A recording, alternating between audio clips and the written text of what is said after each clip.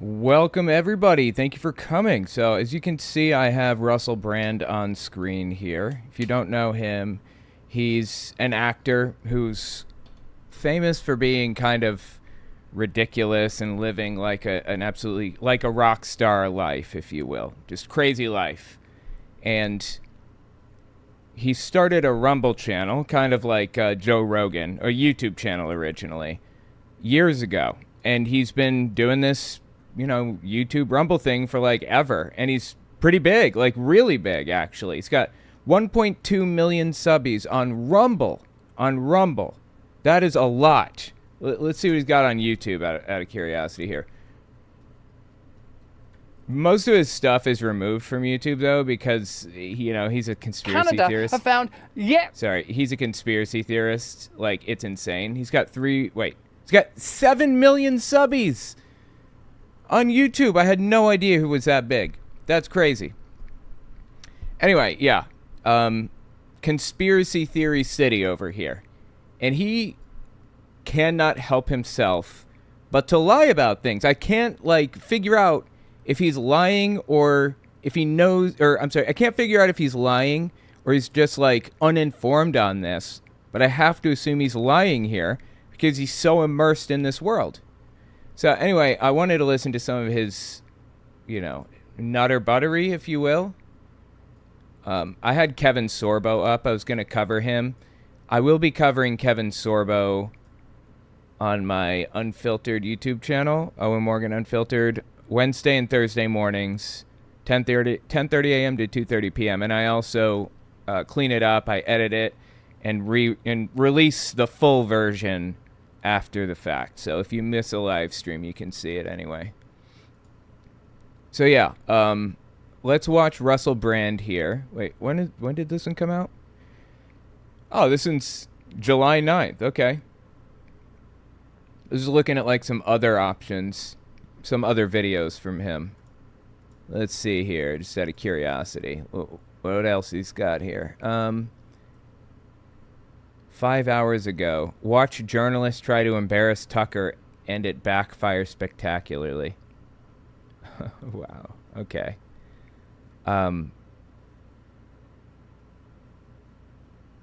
Okay. God, there's so much here. It's so tempting. All right. Let's watch this Adam Corolla thing. Here's Adam Corolla on... All right. So this is 7 minutes long. Here's Adam...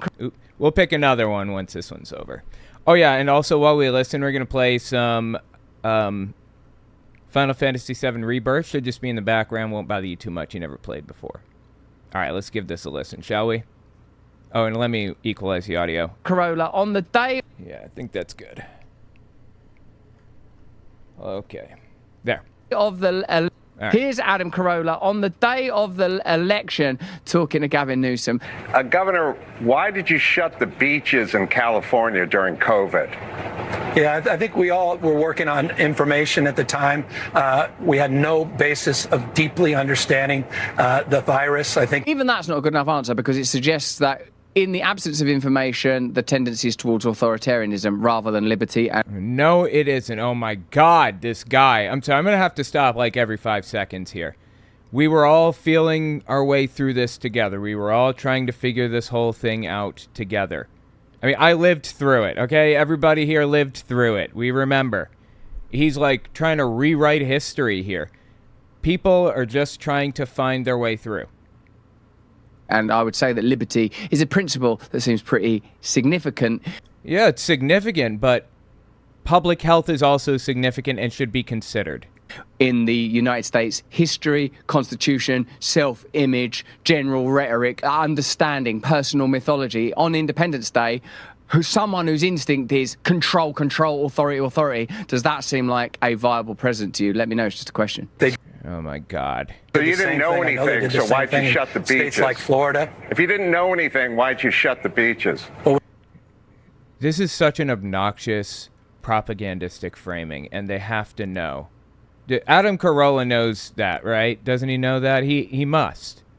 We didn't know Yeah, because people were concerned early in the pandemic. Information was coming out as it relates to how it was transferred, the disease, and people were cautious, trying to keep people alive. And I should say this, So Adam, you didn't should let know him this go on in the health, wealth, and sunshine and get education. vitamin California D outperformed. and exercise, so you shut the beaches. Oh my God, he's so obnoxious. We didn't know that it was airborne at first. We thought maybe COVID was just like transferred from surface to surface. We knew nothing. It was 100% completely novel to humans. And we had no clue how to handle it. We had no idea what to do. And this guy is propagandizing about it. He lived through it too. How does he not know this? Okay. And you arrested a guy who was paddleboarding in the bay. On health, wealth, Okay, nobody was quote-unquote arrested. They were fined, to my knowledge. and He arrested a guy that was paddleboarding in the bay. I like how he talks, and I like it that sort of Gavin Newsom might be a David Hasselhoff-style figure that bay watches and interjects in sort of crime that's near the seashore. Hey, you're paddleboarding in the bay. I gotta shut this shit down. For all we know, something could be happening. I want to just enjoy with you this next clip. I saw it for the first time because I didn't know much about Adam Corolla other than he's a kind of early adopter and pioneer in the online space, and in particular the podcast space. And I was really astonished to see how he deals with Adam Corolla in this conversation. It's just like watching someone, like his mind must work very quickly. Watch how he handles this. Half of African Americans in the state of California, roughly half of Latino families, have no access to a checking account or an ATM. Things we take for granted. They don't have a checking What's account. wrong with them? And well, because they What's wrong with them? Really? don't have the resources to sock those things away. Why do we have them? Are you kidding me? A lot of different reasons, but roughly half those families don't. Where do they Why do end up? Armenians have them? Look, I'll tell you exactly why. This guy is asking, why is it that the African American community in the United States is not doesn't have the same resources or capabilities or whatever as the white community? You know why? Because slavery ended in 1865, right? And then for the next 100 years until 1964, everything was legally segregated. They were legally required to not go into white neighborhoods, not use white banks, not go to white schools. They weren't even allowed to buy property in certain areas. It was called redlining. And Harlem, New York City, was redlined. So the black community was only allowed to live in Harlem, and south of that was banned, basically. And all of the nice schools were built in, south of the red line, where black people were not allowed to buy property. So black people, just in 1965, were legally allowed to start going around the Monopoly board. Okay, the white community in the United States has been going around the Monopoly board for 200-something years. That's why they don't have access to this stuff, by and large, most of the time. He knows this, right? He can't be this, ignorant about this subject, or honestly, any subject. Seriously. Where they end Is it that he just, wants to be a scumbag? Is that what it is? up is in Why- check cashing places. But I want to and know these why payday those lenders groups, taking why advantage. those two groups don't have access. Well, a lot of it just happens to be that we can So talk they're about. flawed? No, they're hardly flawed, but they're struggling. Folks Genetically are making flawed. their word. Hardly, not at. Oh, my God, dude. So he's interesting. He's drawing attention to this problem. It can be one of two things. Either black people are the problems that they have to overcome as a community are the result of socially constructed issues, like they've been actually prevented from owning property. They were redlined out of Midtown. That's actually socially constructed prevention from them improving their lives. Or it's genetic. It's one of those two things. Adam Corolla is trying to put him on the spot by calling him a white supremacist because, the black community is not doing as well. I can't believe I'm sitting here explaining this, but I feel like I have to pull every piece of this apart. I can't let this go. It's very obviously not genetics. It's because they were systematically like oppressed for 200 something years. And, you know, the black community is still oppressed, not on a, not in a legal sense, I suppose, technically, but in a, like, a social sense. You know, after the Civil Rights Act or whatever, the black community was not technically banned from doing anything, but if they did anything, like tried to move into a white neighborhood, the KKK would show up and burn crosses on their lawn, which effectively acted as a deterrent where the law wasn't preventing it. The KKK would. And the KKK still exists today, but we don't need the KKK because there's another overarching social deterrent anyway for this kind of stuff. So, anyway, Adam Corolla is dishonest here. I'm not sure if this is dishonesty or just him being dumb as dog shit. I don't know. I don't know why those groups, why those two groups don't have access. Well, a lot of it just happens to be that. We can talk about flawed? this. No, they're hardly flawed, but they're struggling. Genetically Folks are making flawed. their word. Hardly, not absolutely. But okay, not. Do Asians have this problem? I mean, a lot of communities have. A lot of whites have these problems. Oh, but so that's not just black and Hispanic. No, but why did you bring up black and Hispanic? Because they are systemically oppressed. You know, back in let's see, back in the 1800s, I think, Irish people were treated like they were black. Effectively, they were called what was the term? I think they were called white N-words is what it was, and they were pushed out of communities and maligned and not, people just didn't like them in the United States, the Irish. And you see this massive schism in Ireland. And where is it? Hang on.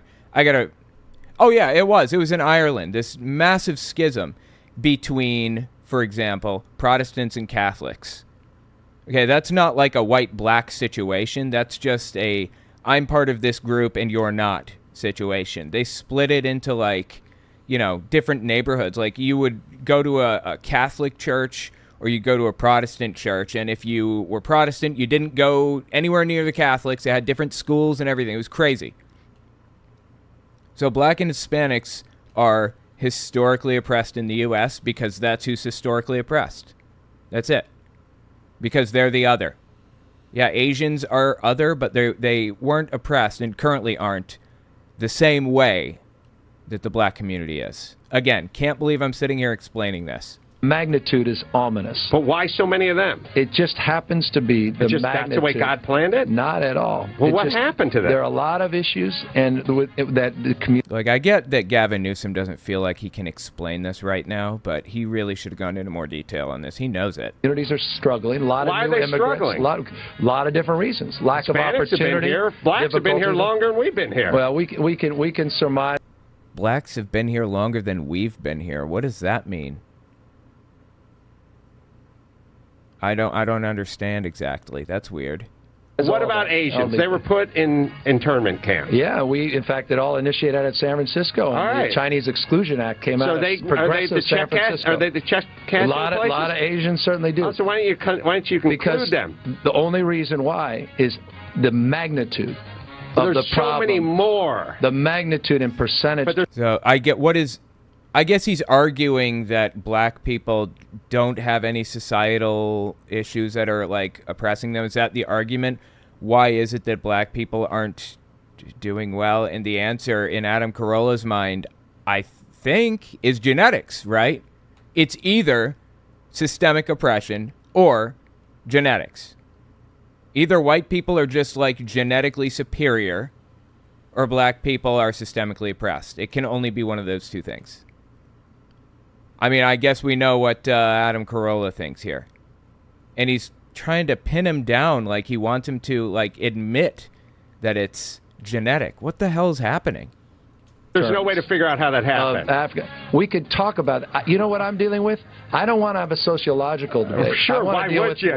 No, here's why. Why would you want to do that? Because the person from the Times wouldn't write good things about you if you did that. No, that's not the case, because I want to deal with reality. No. You want to deal with reality. I want to deal with the reality of people that are struggling, people are suffering. I want to deal with the problems in a pragmatic way. Why are they struggling and suffering? I don't want an idea. We can hold hands and surmise about all these underlying reasons. I don't want to do that. I want to know why they're struggling. Is he really this unknowledgeable? Why are they struggling? A lot of folks are struggling because they can't find jobs. Blacks and because they're working. Why blacks and Hispanics? Across the board, all socioeconomic. Okay, so everybody. Everybody's struggling. So Asians are suffering just as much as blacks. The face of welfare is not an African American. This guy is being a shithead and refusing to accept that it's systemic oppression and implicitly insisting that it's just genetic inferiority. Like, they're just not as good genetically, I guess. It's Asian, Jewish, it's all of them. Caucasian, it's a lot of folks we're all in society. struggling. A lot of folks are struggling. Okay. I love the way that Adam Corolla closes Gavin Newsom down, and it exposes something that's pretty common these days, a kind of deracinated rhetoric that's not attached to virtue, principle, or anything, that's just a kind of untethered set of pledges and ideas. Dude, did this guy just say, like, literally anything? What did any of that mean? Did that mean a single thing? It sounded like complete word salad to me. I mean, let's just step back 10 seconds, listen one more time.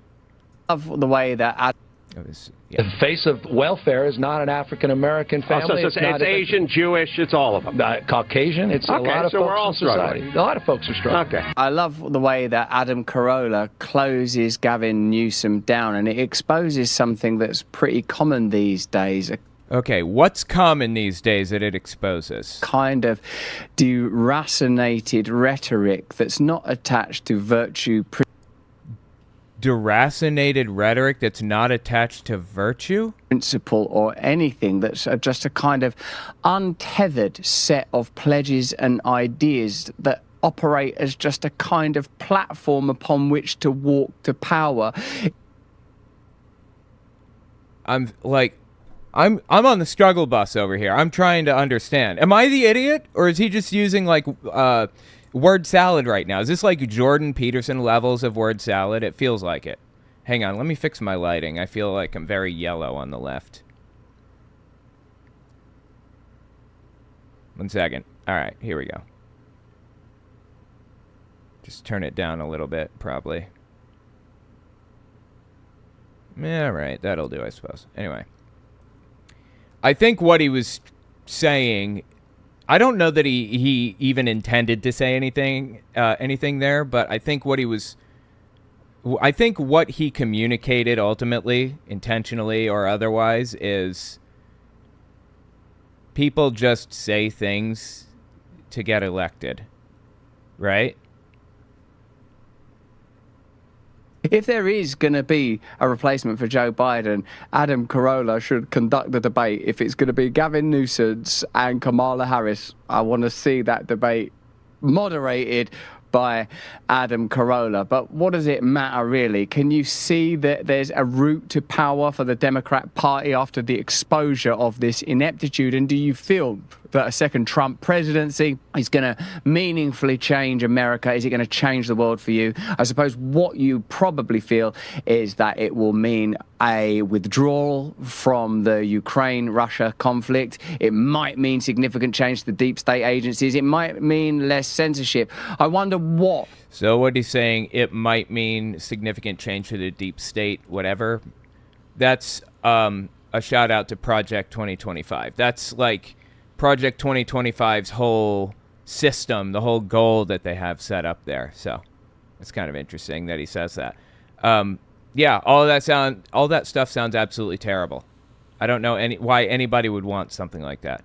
The hysteria of the Democrat Party establishment is all about after there's already been a term of Trump. And as far as I can tell, whilst I appreciate there were no significant wars, was it that different? Hey, this is exciting. We've got Okay, again, word salad out the wazoo over here. A great partner today, it's Ooh, let's listen to his partner. Rumble. But beyond Rumble is Rumble's latest venture. Let me ask you first, are you a Sleepy Joe type character with zero cognitive performance, struggling Oh my god, dude, give it a rest. to muster focus and brain power for basic things like running the United States of America?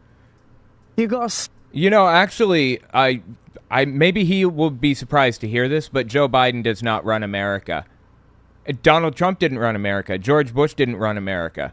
None of the presidents have ever run America. They have made decisions for America that other people then carried out on their behalf.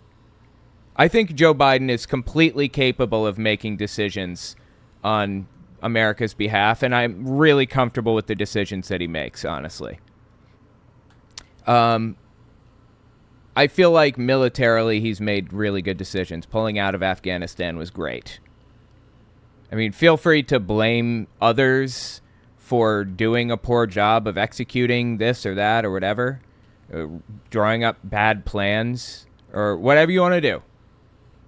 But Joe Biden has been making the right choices, in my opinion, on a lot of fronts. Oop.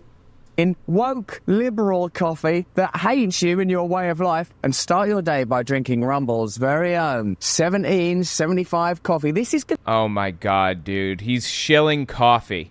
to be the best tasting coffee you've ever had. Seriously good, ethically sourced from a family farm in the high altitude mountains of Bolivia. Not in the Bolivian lowlands run not by a family but by a single man still living with a pet. No, instead of waking up and drinking... Dude, there's a coffee company that like pretends they've been linking up with these people like Rudy Giuliani and just selling their coffee through them. 1775 coffee? What happened in 1775? It's like a year before the Revolutionary War. Hold on. What was... Let's see. Rudy Giuliani. Hang on. What was it? Coffee commercial. Let's see. You all know I stand by the truth. And if I put my name on something, I truly believe in it. Today, I'm thrilled to introduce you to something I'm incredibly proud of. My own brand of organic specialty coffee, Rudy Coffee. Believe me when I say it's the best coffee you'll ever try. It's smooth, rich, chocolatey, and gentle on your stomach. It's I don't know. The best coffee I'll ever try? That's a tall claim. so good, I even recommend drinking it black. It comes in 3 varieties, including what I promise is the best decaf you'll ever have. I gotta say, like, Giuliani really got into this. So, credit to him. I don't know why there are so many, like, coffee companies. Or I don't know why this one coffee company, likely, is sponsoring so many people and just, like, making their own brand of coffee. Wow. That's interesting. 1775... because we're right before another revolution? Yeah, okay, I can see that, I suppose. That makes sense. Thanks for the message, Real Pumpkin J. We have to start recognizing that radical change is what's required. And where does radical change begin? I would offer you it begins within. It begins by listening to your own heart. It begins by connecting to nature Oh my god, dude, get over yourself. and one another and rejecting the information that we get from Keir Starmer and his globalist media acolytes. But that's just what I think. Let me know what you think in the comments and the chat. If you're watching us on YouTube right now, we're going to be available for a matter of seconds more because I'm joined by our fantastic guest, Dave Martin. Dave Martin has torn up the rulebook when it comes to reporting on matters of globalism and global health, the power of big pharma, the corruption of regulatory bodies, and I'm today going to ask him the questions that matter. Starting with this one, Dave Martin. Dave Martin, once and for all, can you tell us, for an actual fact, do you believe that those medications killed more people than they saved? Leaving YouTube in 8 seconds. Are they saying the shots? Does he believe that, like, the vaccines killed more people? Let's do a very simple math exercise, shall we? Yes. The math exercise that we're told in the world of public health is really simple. We do what's called a cost and benefit analysis. And in the world of public health, the cost is, if you don't take measures, if you don't do things, what will the outcome be? Oh yeah, this is the other video that I clicked. I forgot. We were on this one, but I guess this one is over because it's the 1775 coffee. Wow. This ad is... How long is this ad? It's like a 2-minute ad. Jeez. they charge by the second, or they pay by, or I'm sorry, they pay by the second. Ad companies, 60-second integration for X amount of money, $10,000 or whatever. And this dude did a 1.5-minute, 2-minute ad. Wow, that's a long ad. All right, let's see. What else we got with Russell Brand here? Let me show you something from Gavin Newsom, actually. It's an old video. It's from Larry King Live from 2004. And hold on. Yeah, here we go. This is a debate between Newsom and this guy right here, John MacArthur. It's only like a couple of minutes long.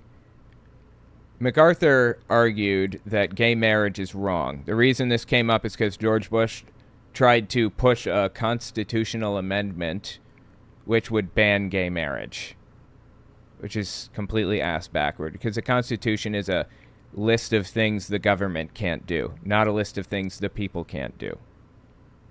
So, anyway, whatever. Listen to Newsom break down this gay marriage thing. It's relevant to the discussion here.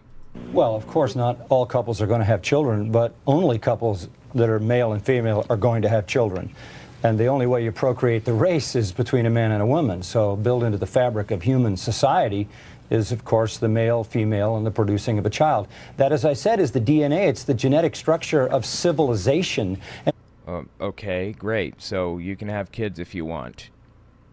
But I shouldn't, be required to have kids with my wife or my husband or my whatever, right?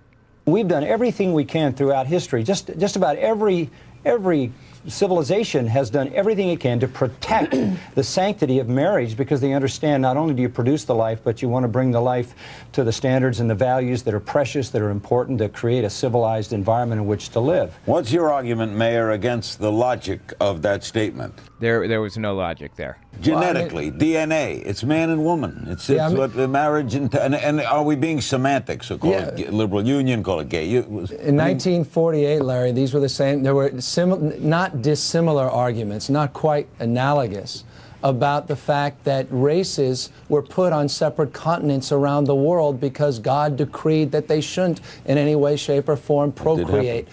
That's interesting, isn't it? This argument against gay marriage has been used since the dawn of time on various different things. Gavin Newsom is correct on race issues. He knows what he's talking about. He knows what he's doing. And Adam Corolla was not giving him an opportunity to explain. And that wasn't even the right place to explain stuff anyway. And Adam Corolla probably knew that. Once anybody starts explaining something the way that I did, Adam Corolla certainly would have just shut it down and yelled and interrupted and disagreed, debate lorded them into the ground while they're trying to talk, that kind of deal. So, yeah, that's Gavin Newsom on race issues and gay marriage. At this time, 2004, nobody was pro-gay marriage. Nobody. Obama wasn't. Hillary Clinton wasn't. There were a few good people like Newsom and Bernie Sanders, certainly, right? But almost no one. It says something about Newsom that he was in favor of gay marriage all the way back then. He should, if he runs for president, he should hammer this home as hard as he can. I've been in favor of gay marriage all these years. Anyway, let's see. Let's find another good one. Leaked video. Watch as MSNBC host loses it over this Trump prediction. Okay, let's. Wait, hold on. Now here's... Yeah, okay, 9 minutes. Check this one out. 3 of those minutes, I'm sure, are going to be ads. Now here's Joy Reid expressing a degree of passion that would be appropriate if we were talking about civil rights leaders that had that air of dignity, even if they were flawed men. I'm talking specifically about, say, Martin Luther King or Malcolm X, who actually did. Oh, you're talking about black people. Okay, got it. You just say that. Leaders that had that air of dignity, even if they were flawed men. I'm talking specifically about, say, Martin Luther King or Malcolm X, who actually did lay down their lives for what they believed in, likely, plausibly, almost certainly murdered by the deep state. Okay, murdered by the deep state. Well, Malcolm X, we know exactly who killed Malcolm X, don't we? In fact, he was killed not far from me. I believe there's I live in Manhattan, and there's a street named after him. Martin Luther King Jr., he was the subject of a bunch of shady stuff at the CIA, I think, or I don't even remember now. But MLK, yeah, he was mistreated terribly. Because they are truly willing to be martyred. They are truly willing to live for and therefore die for their principles. When you see Joy Reid talking here about... Well, I mean, I don't think that they wanted to die for their beliefs. I think they wanted to continue living, but whatever. About the sort of potential problems of a Trump presidency, I feel like, what does that party represent to you? What do you think's been happening for the last 4 years? Forget the last 4 years, the last 30 years. What do you think happened under Obama or Clinton? Where are these, what kind of Pyrrhic victories or sort of shreds of success are being held aloft as fetishes here? Because as far as I can see, we've been steered into globalist authoritarianism for a significant period of time now. And the events that define the modern era, the fall of the Berlin Wall, the 9/11 attacks, the 2008 financial collapse, have all significantly increased centralized, unelected power, increased the power of the deep state. Dude, this is so fascinating. The few words that make any sense to me at all that he's saying, the few sentences that he says that mean anything, are ridiculous nonsense. So he's saying that the deep state was responsible for a bunch of this stuff. Listen one more time here. Steered into globalist authoritarianism. Right, and he's saying that power has been centralized. No, it has not been centralized up until very recently. Presidents never leave with less power than they had when they entered office. I guess that's true. Unfortunately, I don't like that any more than anybody else. But the deep state, I think what this guy means when he says the deep state, what most others mean, is the FBI and the CIA and, all of the other three-letter agencies, probably the FDA even is what they mean. Regulatory bodies and everything. A whole bunch of, 1 million employees or something like that. And they're just chugging away, working on regulations and whatever they work on, taking down terrorism and framing people, whatever. Anyway, that is not centralized power. Project 2025 wants to centralize that power, though. They want to take the branches of government. They want to take the entirety of the regulatory bodies that is currently in the hands of scientists. That's who decides what regulations should go through.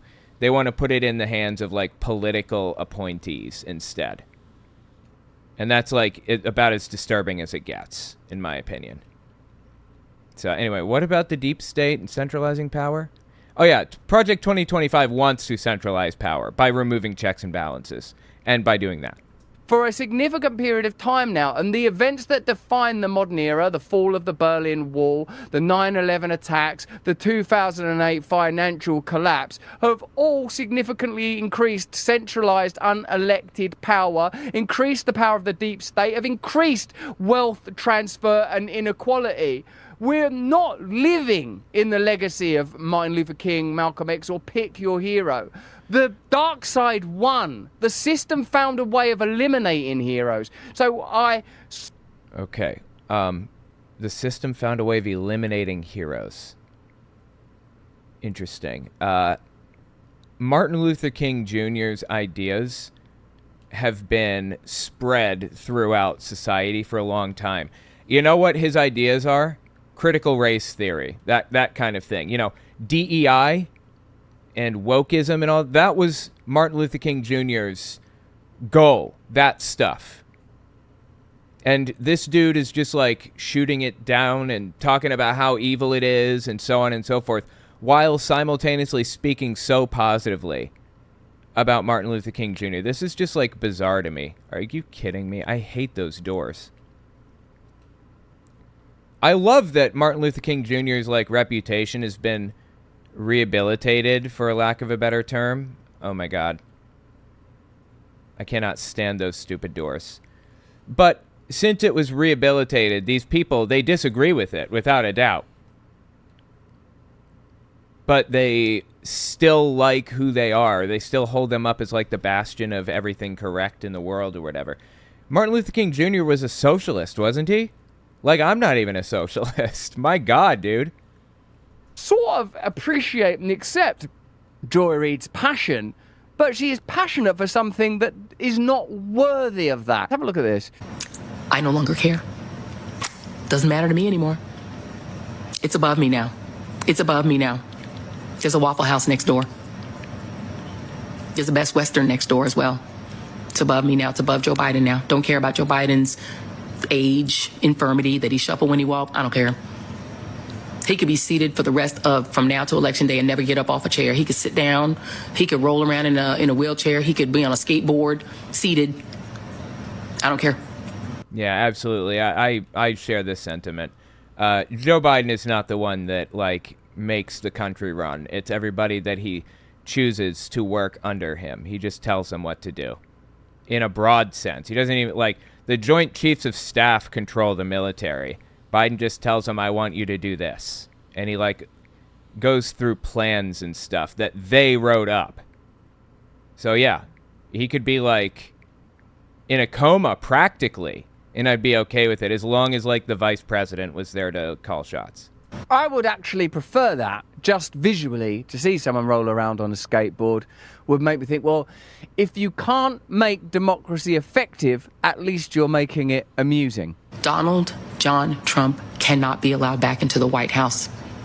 Because if you combine that madman with this court, you put him in the White House, combined with this court and a Republican House and Senate, we're done, y'all. Yeah, I worry about what's going to happen to me if Trump gets back into office. Like, he's already made it very clear that he does not like oppositional voices or journalists. And that concerns the hell out of me, honestly. He's also proven that he's willing to erase parts of the Constitution. Dude even said as much. We should suspend the Constitution until I get in or whatever, to get me in. And the Heritage Foundation, I know I brought up, like, Project 2025 multiple times, but the Heritage Foundation wrote it, and they are, like, close friends with Donald Trump. If you don't understand or believe or haven't seen the evidence of that, I just did this long video on it on my on my Fireside channel, because that's about politics more than religion. This one's supposed to be about religion or conspiracies. Anyway, I did a whole breakdown about how Trump is connected to Project 2025. Anyway, all the deep state being erased, quote unquote, the regulatory bodies, the human rights commissions and stuff, all that stuff is going to be erased by Trump. That concerns me, like, a lot. I seriously worry. Are you kidding me with this? Oh my God, this is terrible. I didn't realize I was supposed to jump.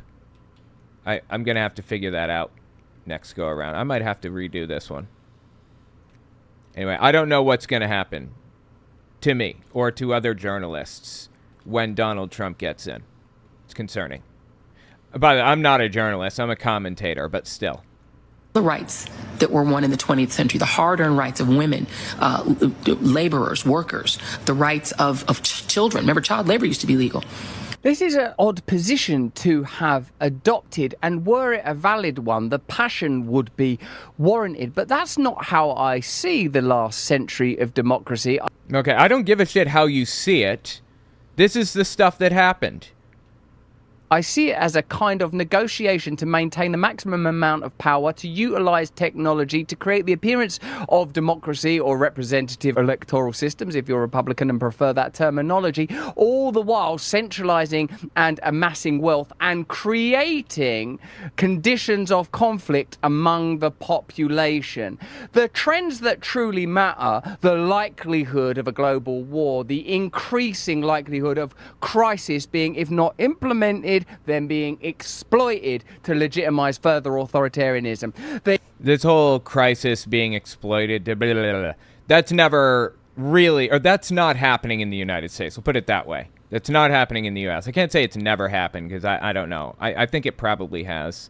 And there are other, like, you know, examples of things and so on. But it's not happening in the U.S., okay? The last time that happened in a very notable and visible way was in Germany in 1933.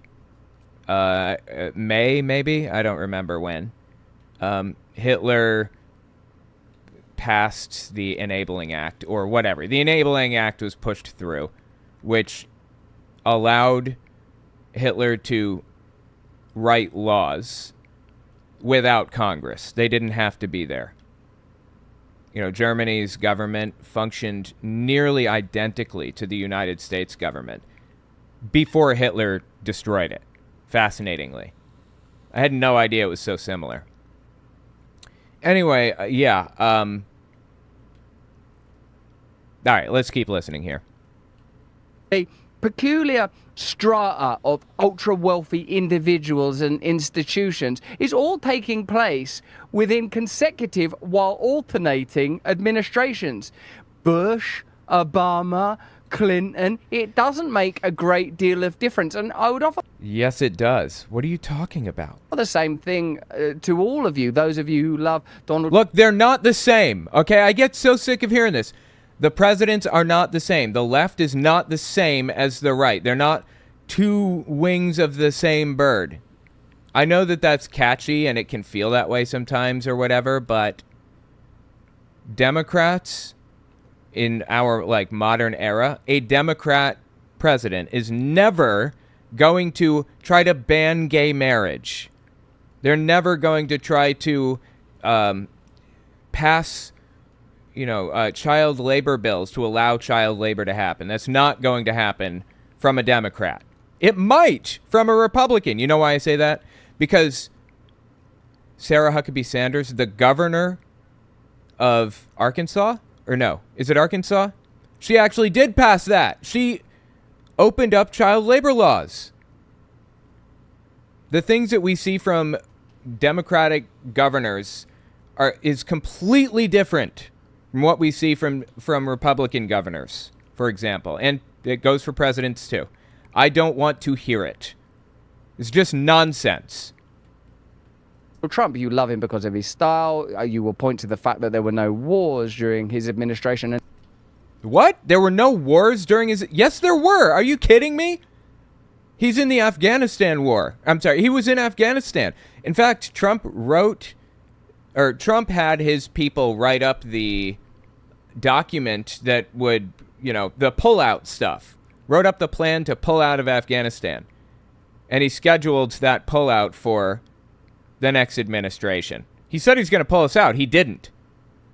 The plan that Biden implemented to get out of Afghanistan was the plan that was written up under Donald Trump by the Joint Chiefs of Staff and stuff at the time and approved by Trump. There were no wars under Trump? What? And some of you like his sort of gangster style, and we got a good example of that with his Al-Qaeda negotiations coming up. But I'm sorry, Trump's Al-Qaeda negotiations? I'm not sure what the hell he's talking about. This gangster style? You mean his scumbag style? Sure, yeah. Trump has a scumbag style. I can accept that. The kind of fervor that Joy Reid feels, I feel it too. Like the world could change. It could be so beautiful here. And anyone who's had a brush with that kind of experience where you sense that the material world is a veil across something deep. And you can see that as esoteric and you can see it as fanciful. But what else is love other than the knowledge that we are deeply connected to one another? I'm sorry? What? What else is self-sacrifice? Okay, now he's just gone off in La La Land. I have no clue what he's going on about right now. Other than the awareness that there is something more important than ourselves. It's so peculiar, and I acknowledge that I fall prey to it, to see this solipsistic, narcissistic, inward collapsing black hole of individualism consuming all before it, as if we are discussing something truly apocalyptic here. Is he saying anything that makes any sense at all right now?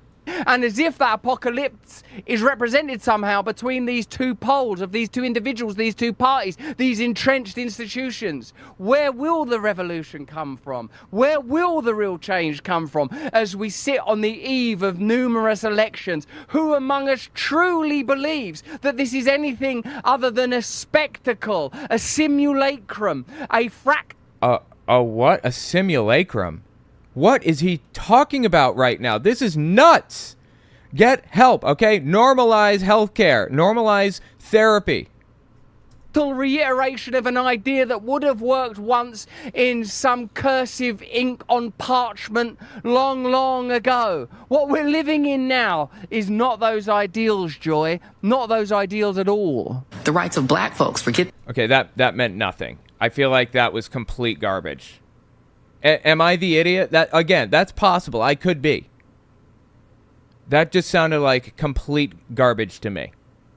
That the rights of non-white immigrants, forget that. All of the 20th, they are trying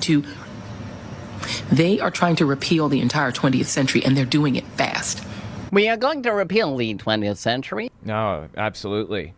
The Supreme Court is doing that. I don't like using weasel words. They. I like to define my subject before bringing it up. But yeah. They are, the Supreme Court. They're trying to repeal all the stuff that we passed to make the world better in the 20th century. Absolutely. We've got this DeLorean. Now, as long as the flux capacitor's working correctly, we could be... Oh no! It's the Iranians!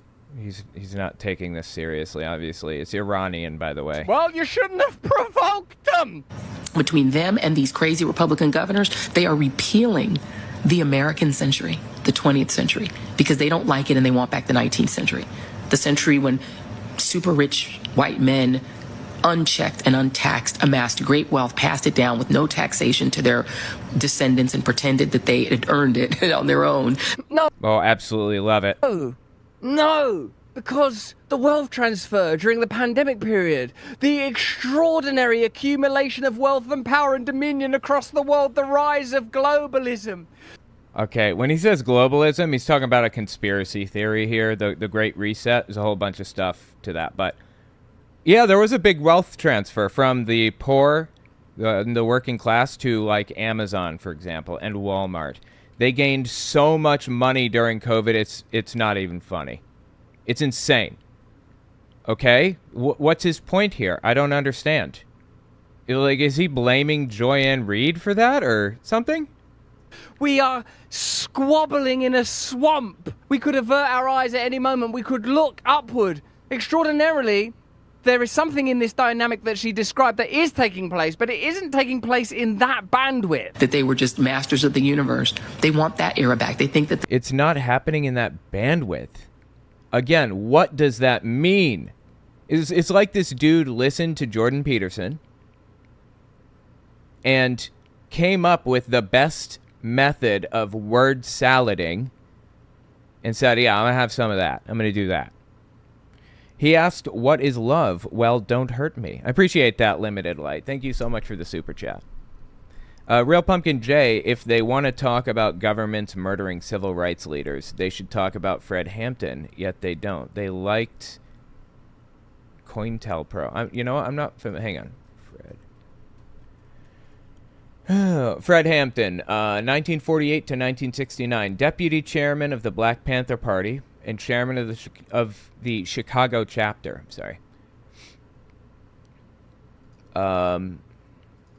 He was prominent chairman of the Chicago, Illinois chapter Black Panther Party. Power to the People philosophy led Fred Hampton to founding the Rainbow Coalition, a multicultural alliance among major street gangs to help put an end to infighting and work for social change. Interesting. So he He was killed, apparently. That's absolutely insane. Yeah, sometimes the FBI does crooked things. Like, I'm not here to defend the FBI at all. I haven't done that this whole time at any point.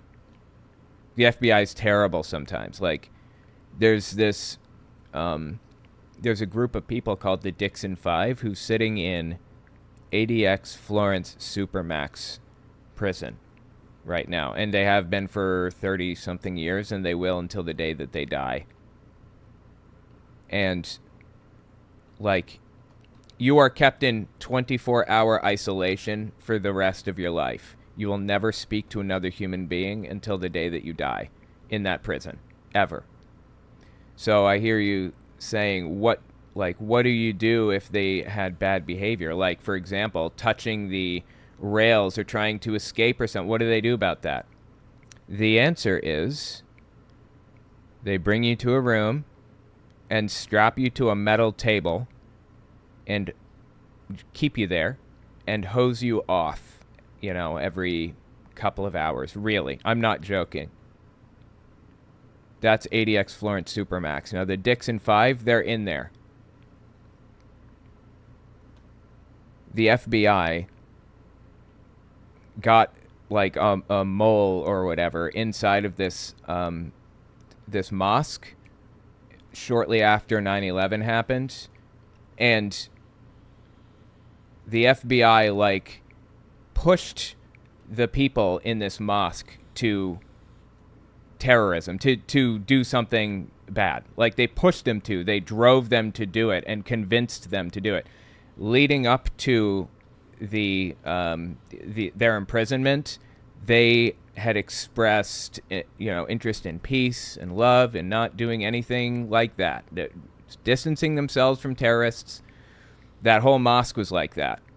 And the FBI comes in and befriends 5 of them and does absolutely insane shit to them. Now those people, if they touch the prison bars when they're not supposed to, or they don't eat their food, they're strapped to a table for weeks at a time and hosed off. Strapped to it naked, obviously.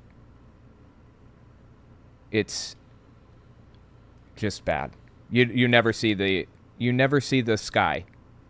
You never see the sun. You never see anything. You're in a concrete cell for your entire life with a little tiny slit of a window that's like 3 inches wide or something, not wide enough to fit anything through, and it doesn't matter because it just opens up into the rest of the prison. It's crazy. So I'm not a friend of the FBI. Don't get it twisted. I don't like the FBI at all. It's terrible. I just want to make sure that's clear.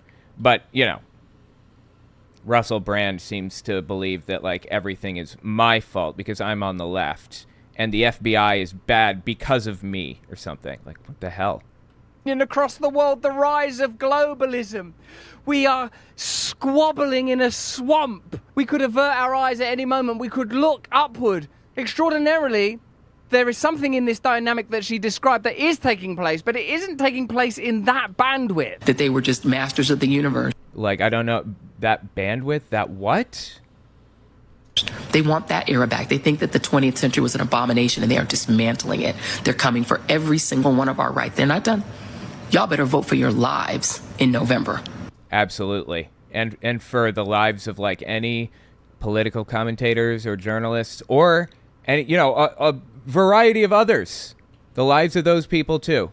The lives of the black community, because they're definitely going to make things worse. When I say they, I mean the Trump administration, the Supreme Court under Donald Trump. They're going to make things worse for every minority group in the country. Trust me on that one. We've already seen it. I'm gone. Y'all be good. And good luck and God bless. For real, for real. Well, it was nice seeing you. Thank you very much for popping round. Do come again. It's been enjoyable. Not entirely sure what the point of it was, but nevertheless. You don't know what the point of that was?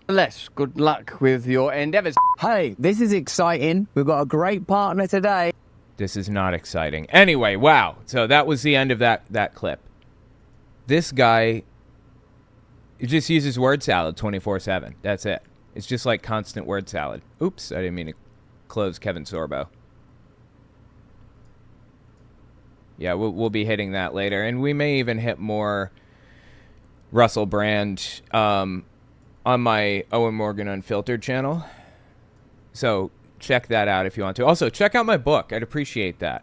OwenMorgan.com. You can find it there. That would be fantastic if you guys give it a read. It's about Jehovah's Witnesses and their history and my experiences with the group. And it gets into some really deep esoteric beliefs. Let's see. Let's just watch a little bit of another one. Which ones have we watched? Wow, Rumble doesn't tell you which ones you've watched. Okay, great. It's starting. Oh, this one is about the Great Reset. And that's such a fascinating conspiracy theory because it's so winding and all-encompassing and nonsensical and bizarre. It's hard to put a finger on exactly what the Great Reset is for most people. Like, what the hell does that even mean? I happen to know because I've gone into, I've done a bunch of research on it. And we'll talk about it in a minute, but let's just watch a few seconds of this here. Even general elections or electoral cycles are presented to you like entertainment, and we had an election in our country last night. So today we'll be talking about the election, then we'll be talking about... Oh, this was after the British election, I guess? War and the business of war with Colonel Douglas MacGregor a little later. Has everything become a kind of simulacrum? That's what John Baudrillard invited us to consider.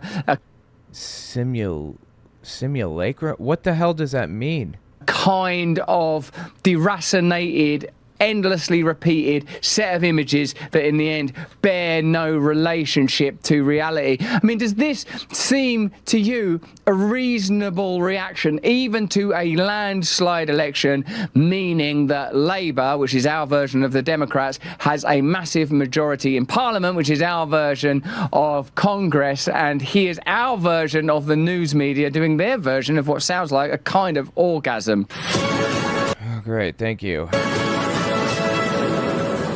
Oh my God.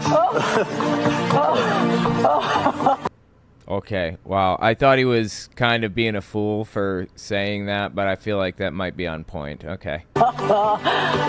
It won't make that much difference, I don't imagine. Perhaps it's all just playing out like a TV show. Maybe even my sceptical reaction towards another centrist, globalist, authoritarian being elected is part of the general sort of televisual or media, at least, spectacle. Here's the results. Look, Labour won loads and loads of seats. Conservatives lost loads and loads of seats. Yeah, this is here's why this happened. The French election went really well for the left. It was a risk. They didn't even need to have one, but like the Prime Minister of France can call a snap election, apparently, just like do it on the spot if they want. It's called dissolving the government, I think. And yeah, that's just a term for it. It sounds more ominous than it is. So France had one, and Britain had one, I guess. And in both cases, the left succeeded gloriously. That's because when democracy is in peril, people show up to vote. Voter turnout is through the roof. And the only time democracy is ever in peril is when people aren't showing up to vote. When things are going pretty well, people don't bother. Why would they? Everything's fine, for the most part.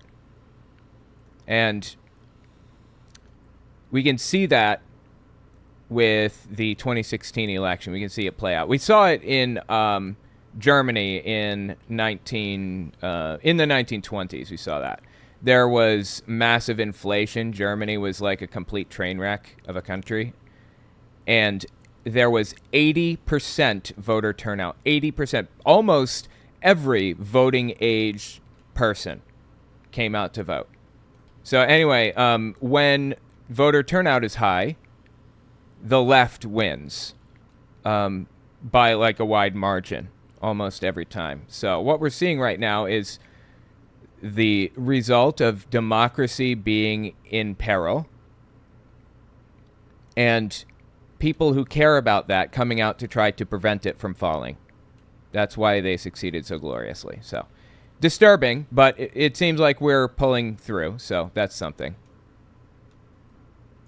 Smattering of other parties won seats, including Nigel Farage's Reform Party, which in a sense still means that that Nigel Farage will sort of perhaps become the most vocal opponent of the government, or perhaps he will just be a kind of dissenting voice within the party. Farage is like he's almost a Nazi. He's like the furthest right that you get in Britain. I don't even know who you can compare him to. Maybe Donald Trump a little bit.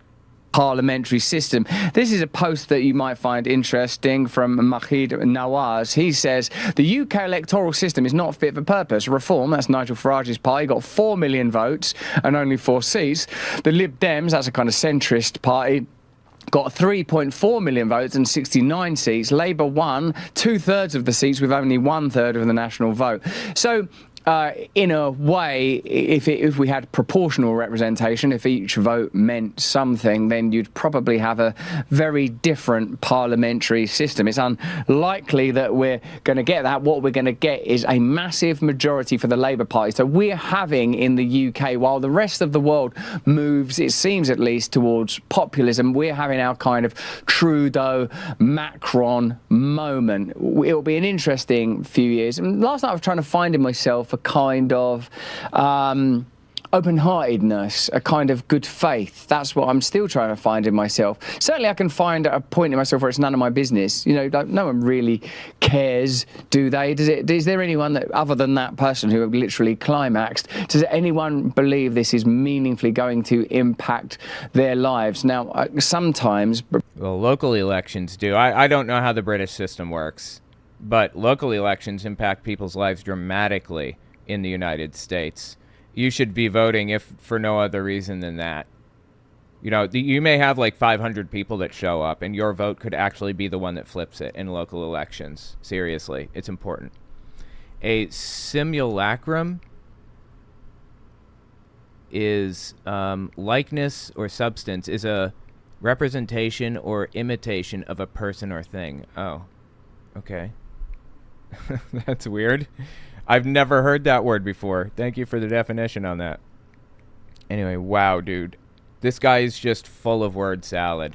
I don't know if you guys have ever seen this before. Jordan Peterson word salad generator. It's just, let's click it. More wisdom. So we're just going to click this, and it's going to give us random nonsense. Evolution illuminates subtle boundaries. God, I can't do his voice. Evolution illuminates subtle boundaries. You can kind of make sense out of that a little bit, I suppose. You know, wade your way through that meaning. And when you finally figure out what that means, you feel smart.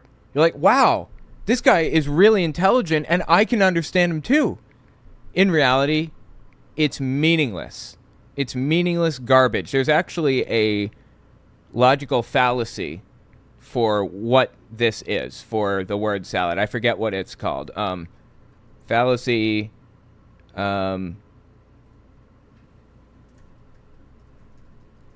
complex language, big words. I don't know what to search for here. Appeal to big words. Hold on. There is a fallacy here. Proof by intimidation. No, that's not it. Making an argument purposely difficult to understand in an attempt to intimidate your audience into accepting it, or accepting an argument without evidence, or being intimidated to question the authority or the priori assumptions, the preceding assumptions, of the one making the argument. Interesting. Okay, well, that could kind of fit, but... and maybe appeal to authority is similar. There is actually a name for it. I do not remember. New Keynesianism? Hang on. Yeah, I'm not seeing the answer, but there is one. Rest assured, there is one. And I'll see if I can find it and bring it up later. Anyway, yeah, just looking through here. All right. Well, I'll tell you what, guys. Appreciate you coming and hanging out with me. It's been fun. I hope you guys come watch more of this stuff on my Owen Morgan Unfiltered YouTube channel. Again, like, if you miss the live streams, you can see the final ones cleaned up and edited and uploaded in their full form. And the live streams are 10:30 a.m. to 2:30 p.m. on Wednesday and Thursdays, Eastern time. So, anyway, yeah, thank you guys for coming. Check out my book, owenmorgan.com. Hopefully I'll see you guys tomorrow. Thanks for coming, Miracle and Real Pumpkin J. Talk to you guys later.